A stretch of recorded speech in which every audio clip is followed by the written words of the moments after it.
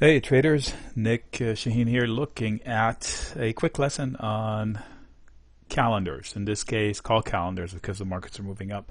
I'm going to use the SPY. We're looking at, not the SPY, we're looking at the IWM. So today is the 18th of June. Big day in the market. We had Draghi overnight, Trump tweet, and then we just had a tweet take off a little bit, but it's, I think, old news, so don't worry about it. Okay, back to the lesson at hand. So this week, earlier in the week, I said if I wanted to be long the SPY into the end of the week, I would do a call calendar. The SPY has multiple options contracts that expire, one Monday, one Wednesday, and one on Friday. So I said if I wanted to buy the 294 call on Friday, I would sell the Wednesday against it.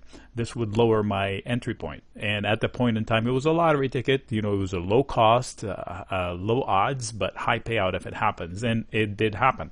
So it was up 40% in the morning, I think, last time I checked. But the idea was for me to try to game time. Okay, so this last dip here is doing me a favor because I'm at 294. So the idea of a call calendar is for me to buy a call out in time. And if I buy it for Friday out in time, this is relatively speaking. So I pay money out of pocket. But the idea is to sell something that expires sooner, same level, and collect some money to lower my entry cost. And in this case, I paid 13 cents total.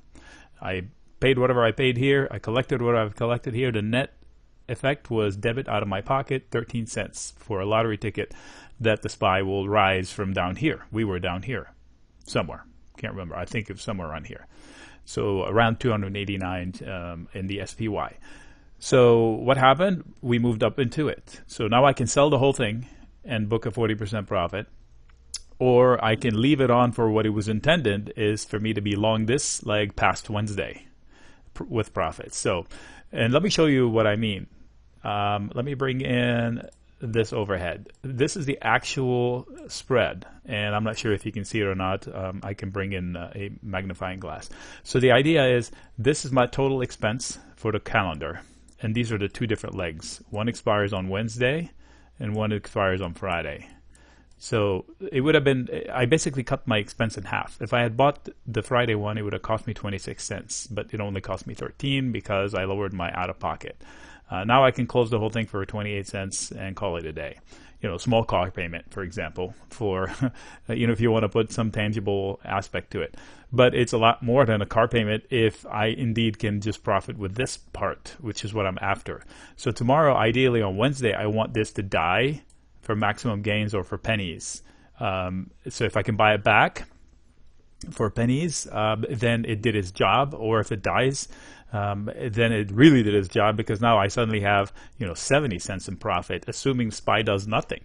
So tomorrow night or afternoon, I can probably close that whole thing for about 70-cent profit if it stays around here.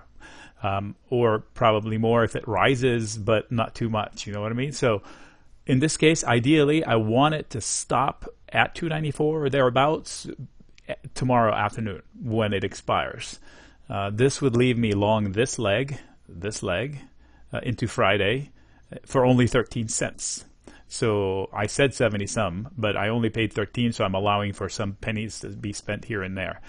So it would be a nice trade if that happens. So that's why I call it a lottery ticket, because it's a small price to pay, threading the needle. I wish this move today wasn't this big, but if they cap it out somewhere out here and then meander into tomorrow's Fed event, this would be ideal scenario. So this is a quick lesson on a call calendar. Not so much so a specific trade to be launched right now, but that's how a call calendar works. I buy a call out in time, I sell something close to current time, that would offset my entry cost by a little bit, hoping that this dies for maximum gains. Now, you've heard of, I'm going to introduce something and not do anything about it, a call diagonal. Same concept, only I sell it higher. So if I were to start it today, I'd sell it a lot higher than 294 to just, you know, leave room. So now it's a call diagonal. Mechanics are different. A little better setup, a little more expensive to enter, but it doesn't have so much the same diminishing returns as this one would. Because if this blows to $1 million, I did nothing really. I just spent money to get my money back, if that. So this was a perfect call diagonal, I can close it now, but the concept is easy to see when you make it tangible with an exact trade on an exact day. If you have any questions, let me know. Nick signing out.